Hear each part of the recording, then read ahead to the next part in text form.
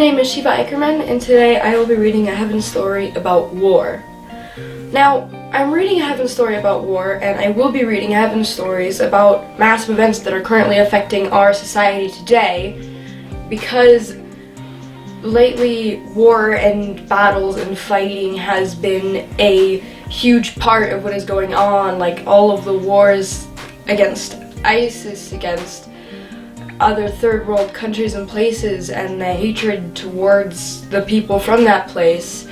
And I feel like that he suggested that we should read a heaven story about this, because maybe it can shed some light onto what goes on behind the scenes and as to why we think like that and why we believe that war is necessary and why humans are so drawn to war and fighting. So let us begin.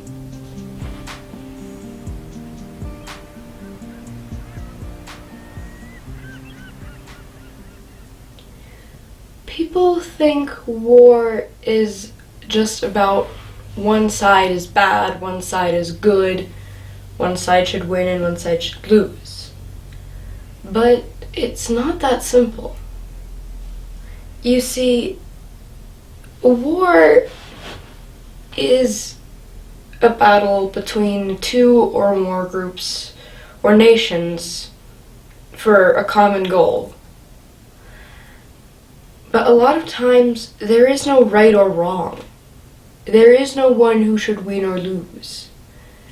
As much as people would love you to believe that, the morals of war are much more gray than you think.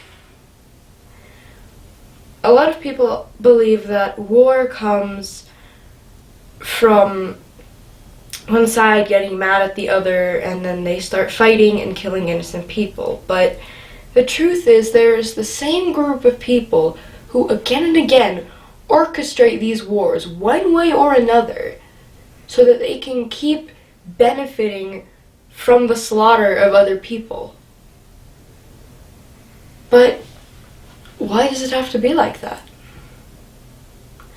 Because you see, war originally started with the gods who fought each other and had no clear resolution. Obviously, they made up, or we wouldn't be here today. But at the time, we were all fighting each other. And it kind of, when you think about it, you realize how pointless war is. How pointless it is to kill each other over something as stupid as land, territory, or money. But a lot of people are too scared to look for a different alternative. They go with what they know, and they stick to that, and they never try to change anything. Even though, as hard as it is to believe, they hold the power. It is not the government that controls us, it is the people. As soon as the people stop supporting the government can't do anything. So really, the power is with the people, and as obvious as that is now that I say it, many don't really realize that until it's pointed out to them. And some people think that America is always the good side in the war, and maybe in history it wasn't, but mostly it was. But again, that's not the case. A lot of times, America, or officials in America, are the ones who pulled some strings to start the war so they could manufacture more weapons and make more money. War is born of greed. War is born of a lack of love. But if every person from every country, whether it be the one we're fighting or the one we're in, stands together, stands up, and just lets their souls and their love flow into each other, and let their hearts combine, it's an unstoppable power of love. Those people who want these wars to go on would stand no chance against a force of love that is so big and so strong and so ultimate, because love is the driving force of every human being. A human without love is arguably not even alive. And until we all just stand up, and until we all just love each other, until we all just put ourselves within ourselves, get our souls moving, connect with each other like we're always meant to. Realize that in the end, we're all bound by the same being, the same force. We are each other. We are the same. And even if we split off as different humans, different personalities, different lives, deep down in our souls, in our beings, in our very cores, we are the same and we are full of love, and we don't really want to fight each other. We don't want senseless slaughter. We don't want to hate each other. But in our human nature, it just happens. We don't know where else to go, so we resort to hate. But we have to love each other. We have to accept each other. We have to learn to handle our differences in a way that does not involve bloodshed and fighting and killing and mindless, senseless hatred. There is a better way. We just have to find it. We have to stand up and we have to change the world we live in, or nothing is going to get better. We will keep fighting wars that we can't win. We will keep thinking we won, but a new threat will pop up. It's been recorded throughout history. It is a repeating pattern that we have to break. We have to change the way our world works. We have to change the way our wars work. Why do we have to kill each other? Is there not an easier way? Is there not a way to just sit down and think about it? Think about it. Is it worth it? Is it worth it to fight these people? If it's not worth it, don't do it. If they're attacking you, defend yourself. But don't go in there and kill innocent people and destroy entire villages and force people out of their homes and lives just because of your own selfish, greedy reasons. You have to realize that hating those people is not going to help you. If anything, it'll make it worse. We just have to find a peaceful way, and that may sound ridiculous and impossible, but think about it. Listen to me. Think about it again. These people don't give you what you want, or don't do what you want, so you slaughter innocent people from the same place. It's like saying, this one brown-haired person wronged me, so now I'm going to kill all people with brown hair. It's ridiculous and it's pointless, right? But that's exactly what we do. But instead of people with brown hair, we do it to the Muslim community. Or the people who are being forced out of their homes by the war on ISIS now. It was Al-Qaeda before.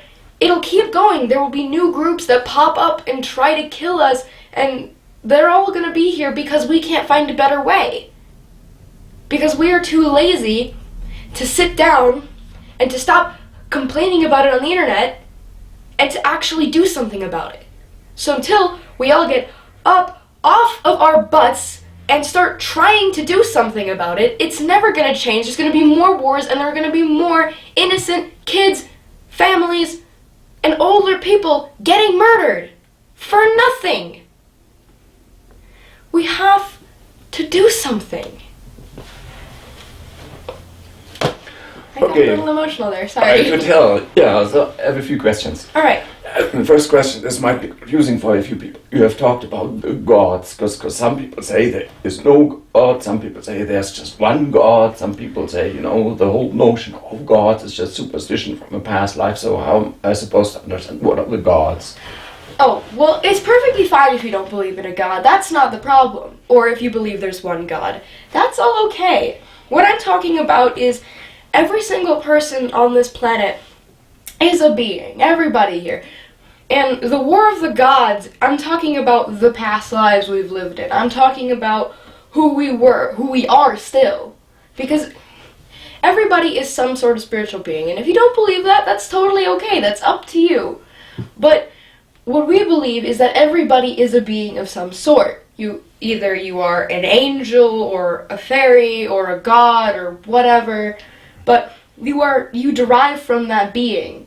But even if you don't believe that, one thing that is very true is we all come from a single thing, which is love. We all are bound by love. So the War of the Gods is just a war that we fought against our own beings, against each other, in past lives or now even. It's just a war of somebody's who they are against another person. And it can be as simple as a rivalry between two people, or it can be as upscale as a massive war like World War II. Okay, second question. So you suggest love instead of fighting. At the same time, everybody knows the fascination that we all have with a warrior. Everybody, if you ask them, do you want to be a warrior? You know, in a game, for example, many people say, oh yeah, I'm the warrior. Yeah, we love Katniss who shoots her bow in the Hunger Games. We love the superheroes that fight. So there's a certain love we have for fighting. Is this wrong to have this love? Does this come from, is this a twisted love? Or is there a way how we can use this love, this fascination with fighting for a better cause or a better way? First of all, that is a brilliant question. Second of all, it's not wrong. Because I know that because I personally love warriors too. I love video games where I can fight against other people and enemies, but at the same time, when I am that warrior, I don't feel hatred towards the people I'm fighting. Often it's friendly, happy competition. And I think that's the key difference between a love for warriors and fighting and a love for war and death. Because you see, warriors are interesting to us because we always have something to battle, whether it be our own insecurities or our own fears, and a lot of times superheroes are like that representation of something to fight with. Because often villains and superheroes are very creepy looking, they look very inhuman, or they have horrible intentions. Often I feel like people associate those guys with their own insecurities. Or they fall in love with the villain because they're such a fun character with such a deep past and a complex thing that just shows that there is a reason for the villainy and you can't just blindly hate them because there's a person behind that. Which are both very interesting, and they again connect to our human nature because morals aren't black and white, they're gray. There's a gray area. I mean, murdering someone for one reason can be wrong, but killing someone for another might be more okay because you had no choice. There's a difference between murder and self-defense. Was it right both times? Who knows? It happened. It's the same like with those villains or those creepy villains that you can see as your insecurities, and the heroes are the people who are fighting them off. So it gives you kind of the motivation to battle your own insecurities, whether you know it or not. And the fascination with warriors is just the fascination with these people who are brave enough to stand up to something that is not what they know, that is not what they're used to, that goes against their lives. And that's completely okay to have a fascination of, and it's really a love just for not letting something destroy you. Which means that love can be used against actual war. Because that love, again, for not letting something destroy who you are, you can use that against those people who are trying to destroy who we are. Those people who are creating those wars behind the scenes and who are trying to ruin everything. Because they are destroying who we are. They are destroying what we all should believe in, what we all, not just what we should, but what we do, deep down, which is love. And people say a lot of times, oh yeah, no, I don't believe in love, love just gets you hurt. No, deep down, you do. Deep down, everybody feels a love for something or someone, as much as they deny it. That love has to be used against that hatred that creates the wars, and that greed for money and power. So imagine I'm a relatively average person. Yeah, I have a job, I have a family, I have a life, kind of sort of normal life in our society. So I'm not involved really in politics, I'm not really involved in fighting in the war. So what can I do? What can a normal person do to help with what you're suggesting, to unite people in love?